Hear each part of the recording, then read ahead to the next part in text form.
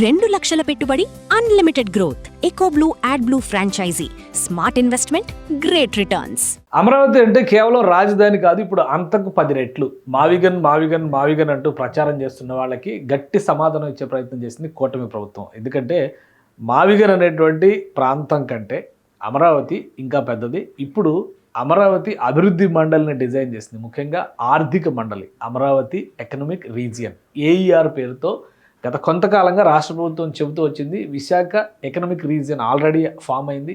ఇప్పుడు అమరావతి ఎకనామిక్ రీజియన్కి సంబంధించిన ఆదేశాలు కమిటీ, ఒక స్టీరింగ్ కమిటీని అపాయింట్ చేసింది రాష్ట్ర ప్రభుత్వం.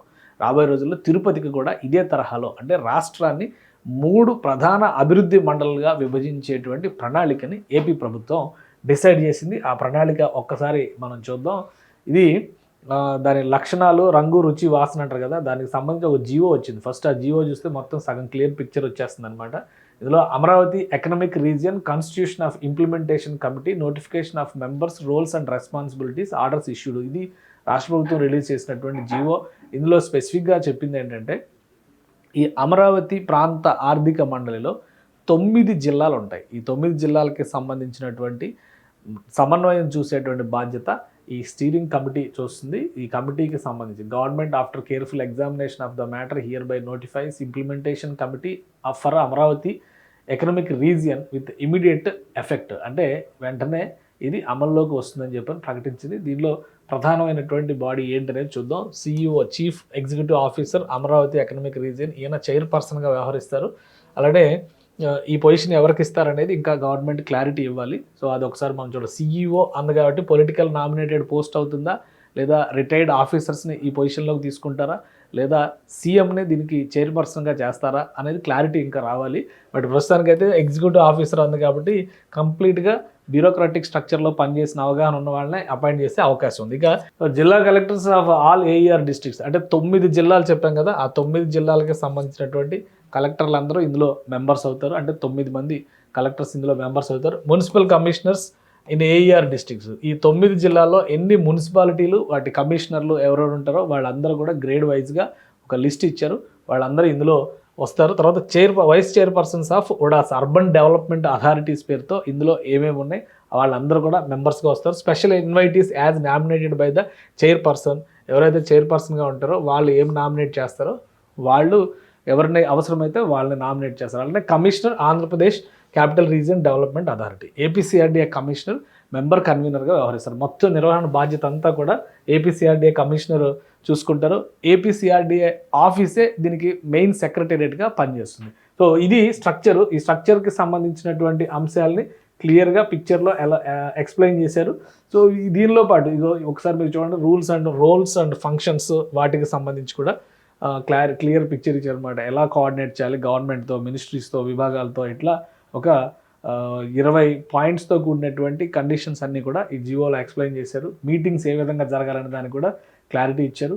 మెంబర్స్ ఎవరెవరు ఉంటారో వాళ్ళందరికీ కూడా ఆదేశాలు జారీ చేశారు అన్నమాట. జిల్లా కలెక్టర్లకి, మున్సిపల్ కమిషనర్లకి, మున్సిపల్ ఎన్టీఆర్ డిస్టిక్లో 5 మున్సిపాలిటీలు ఆ కమిషనర్లు వస్తున్నారు ఇందులోకి. కృష్ణా డిస్టిక్లో మరొక 5 మున్సిపాలిటీలు కమిషనర్లు వస్తున్నారు. ఏలూరు జిల్లాలో 4 మున్సిపాలిటీలు ఆ కమిషనర్లు వస్తారు. గుంటూరు జిల్లాలో 4 మున్సిపాలిటీలు, వెస్ట్ గోదావరిలో మరొక 6 మున్సిపాలిటీలు ఉన్నాయి.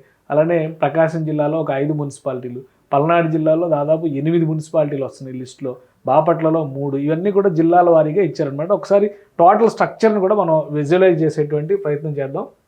ఇది ఏ జనరేటెడ్ కాబట్టి ఈ మ్యాప్ని కన్సిడర్ చేయొద్దు. మ్యాప్ని కూడా నేను మళ్ళీ మీకు ఎక్స్ప్లెయిన్ చేస్తాను, బట్ ఓన్లీ జిల్లాల వారీగానే చూద్దాం. ఇది ఎన్టీఆర్ జిల్లా, కృష్ణా జిల్లా, ఏలూరు జిల్లా, పశ్చిమ గోదావరి జిల్లా, గుంటూరు జిల్లా, పల్నాడు జిల్లా, బాపట్ల జిల్లా, ప్రకాశం జిల్లా, మార్కాపురం జిల్లా. మార్కాపురం కొత్తగా ఏర్పడినటువంటి జిల్లా. దీంతో కలిపి చూస్తే 10 జిల్లాల పరిధి. అందుకనే మావిగనికి తాత అంటున్నాను కదా నేను.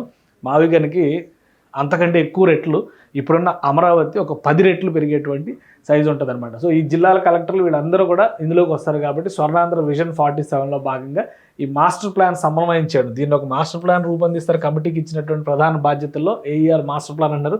మౌలిక వసతులు, పరిశ్రమలు, పట్టణాభివృద్ధి, ప్రాజెక్టుల పర్యవేక్షణ, పెట్టుబడులు, లాజిస్టిక్ పార్కులు, ఎకనామిక్ క్లస్టర్ల అభివృద్ధికి చర్యలు, కేంద్ర ప్రభుత్వ శాఖలతో, రాష్ట్ర ప్రభుత్వ శాఖలతో సమన్వయం, భూసేకరణ, విధానపరమైనటువంటి అడ్డంకుల పరిష్కారం, డిజిటల్ మానిటరింగ్ సిస్టమ్స్ ద్వారా ప్రాజెక్టుల పర్యవేక్షణ, ఉద్యోగాల సృష్టి, పెట్టుబడులకి ఆహ్వానం, అభివృద్ధి సూచీలపైన నెలవారీ సమీక్ష, అవసరమైతే ప్రత్యేక టాస్క్ ఫోర్స్ల ఏర్పాటు. ఇవి వీళ్ళకి ఇచ్చినటువంటి ఆ 20 పాయింట్స్లో కోర్ ఐడలిస్టిక్ అంశాలు ఏమైనా ఉన్నాయంటే ఇవి.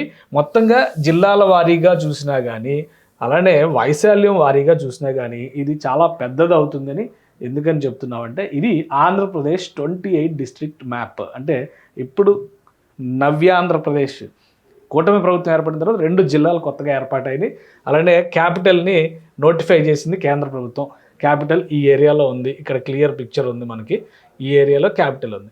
సో ఇక్కడ మనం చూస్తే ఏలూరు జిల్లా, ఎన్టీఆర్ జిల్లా, కృష్ణా జిల్లా, గుంటూరు జిల్లా, బాపట్ల జిల్లా, అలానే పల్నాడు జిల్లా, ఇక్కడ ప్రకాశం జిల్లా, మార్కాపురం జిల్లా 8, ఈ వెస్ట్ గోదావరి జిల్లా 9, ఇవన్నీ వస్తాయి. అంటే ఇక్కడ నుంచి ఈ రీజియన్ మొత్తం కూడా, ఇది ఈస్ట్ గోదావరికి పోతుంది, ఇక్కడ నుంచి ఈ రీజియన్ మొత్తం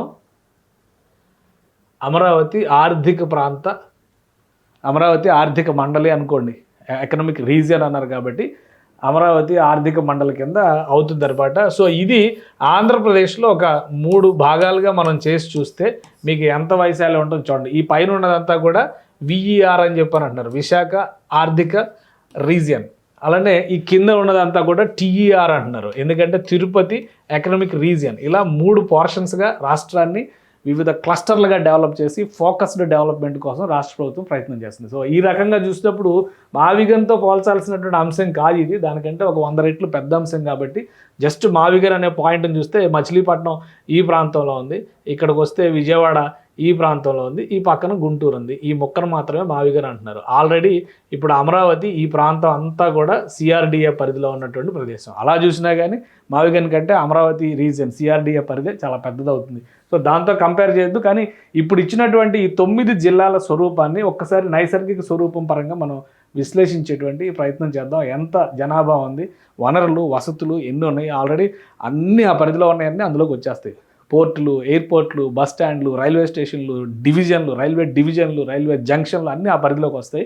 కానీ మనం ప్రధానంగా 2 అంశాలను తీసుకుందాం. విస్తీర్ణం ఎంత ఉంది, at the same time population ఎంత ఉంది, ఈ రెండింటిని కంపేర్ చేసి చూద్దాం. ఈ 9 జిల్లాల పరిధిలో ఈ రీజియన్ అంటే ఇలా ఒక ముక్క పెట్టుకొని చూస్తే కనుక ఈ మొత్తం ఈ ఏరియా అంతా కూడా అమరావతి ఆర్థిక రీజియన్ కింద మనం చూస్తే 9 జిల్లాలు. ఎన్టీఆర్ జిల్లాలో 22 లక్షల జనాభా ఉంది ప్రస్తుతం. ఇవన్నీ కూడా ఇప్పుడు వేసినటువంటి ఈ పాత జనాభా లెక్కల ప్రకారం, లేటెస్ట్ జనాభా లెక్కలు కావు కాబట్టి కొంచెం వేరియేషన్స్ ఉంటాయి. అలాగే విస్తీర్ణ పరంగా చూస్తే 3316 చదరపు కిలోమీటర్లు ఉంది. కృష్ణా జిల్లా ఇక్కడ 17 లక్షల జనాభా ఉంది, 3700 పైగా చదరపు కిలో. ఏలూరు జిల్లా చూస్తే 20 లక్షల జనాభా ఉంది, ఇటువైపు విస్తీర్ణ పరంగా 6675 చదరపు కిలోమీటర్లు ఉంది. అన్నిటికంటే ప్రకాశం జిల్లా, ఏలూరు జిల్లా పెద్ద, మార్కాపురం జిల్లా కూడా పెద్దది అనమాట. ఈ 3 పెద్ద జిల్లాలుగా కనిపిస్తుంది అనమాట ఈ రీజియన్లో. సో అలాగే పశ్చిమ గోదావరి జిల్లాలో 2176 చదరపు కిలోమీటర్లు, గుంటూరు, పల్నాడు ఇవన్నీ కలిపి చూస్తే టోటల్గా 47,910 చదరపు కిలోమీటర్లు. 47,910 చదరపు కిలోమీటర్ల విస్తీర్ణం. అమరావతి బ్లాక్ రాష్ట్రాన్ని నడి మధ్యన 2 ప్రాంతాలని కూడగట్టి ఉండేటువంటి బ్లాక్గా పనిచేస్తుంది. అలానే జనాభా పరంగా చూస్తే 1,67,00,000 మంది జనాభా ఈ ప్రాంతంలోనే ఉన్నారు. 1.67 కోట్ల మంది జనాభా ఈ ప్రాంతంలో ఉన్నారు. ఇక వనరులు, వసతులు అంటే ఆల్రెడీ మనం డిస్కస్ చేసాం కాబట్టి ప్రతిదీ ఆ పరిధిలో ఉన్న అన్నీ కూడా, వసతులన్నీ కూడా అందులోకి వచ్చేస్తాయి. అంటే ఒకసారి చూడండి, విస్తీర్ణ పరంగా రాష్ట్రంలో 30% భూభాగం ఈ అమరావతి ఎకనామిక్ రీజియన్ పరిధిలోకి వస్తుంది.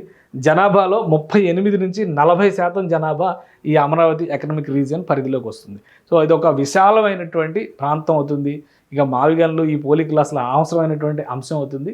రాబోయేటువంటి రోజుల్లో ఈ 9 జిల్లాలతో కూడినటువంటి డెవలప్మెంట్ మోడల్ ఏదైతే కమిటీని అపాయింట్ చేసి ప్రతి అంశాన్ని కూడా ఇంప్లిమెంటేషన్ పార్ట్ కింద సీరియస్ కన్సిడరేషన్ పాయింట్ ఆఫ్ వ్యూలో రాష్ట్ర ప్రభుత్వం దీన్ని తీసుకోవాలని చెప్పి నిర్ణయించింది. సో ఇంప్లిమెంటేషన్ పార్ట్ సమర్థంగా జరిగితే ఈ ప్రాంతంలో జరిగేటువంటి అభివృద్ధి ఖచ్చితంగా అక్కడ ఉండేటువంటి ప్రజలకి ఆ ఫలాలు అందుతాయి, ఉద్యోగ అవకాశాలు పెరుగుతాయి, ఆర్థిక వ్యవహారాలు, ఆర్థిక కార్యకలాపాలు జోరు మరింత పెరుగుతుంది. అక్కడే అదే రీజియన్లో, ఈ రీజియన్లో 1కి 4 ఎయిర్పోర్ట్లు వచ్చేటువంటి పరిస్థితి ఉంది. అది కూడా చెప్పొచ్చు మనం. కావాలంటే నాగార్జున సాగర్ ఎయిర్పోర్ట్ అంటున్నారు, అమరావతి ఇంటర్నేషనల్ ఎయిర్పోర్ట్ అంటున్నారు, అలానే ఒంగోలు ఎయిర్పోర్ట్ అంటున్నారు. ఆల్రెడీ విజయవాడ ఎయిర్పోర్ట్ ఆపరేషన్స్లో ఉంది. రాబోయే రోజుల్లో మచిలీపట్నం వైపు కూడా ఒక ఎయిర్పోర్ట్ రావచ్చు. ఎందుకంటే అటువైపు యాక్టివిటీ పెరుగుతుంది. పోర్టు వలన ఆ చుట్టుపక్కల పోర్ట్ బేస్డ్ ఇండస్ట్రీస్ని తీసుకొచ్చేటువంటి ప్రయత్నం రాష్ట్ర ప్రభుత్వం చేస్తోంది.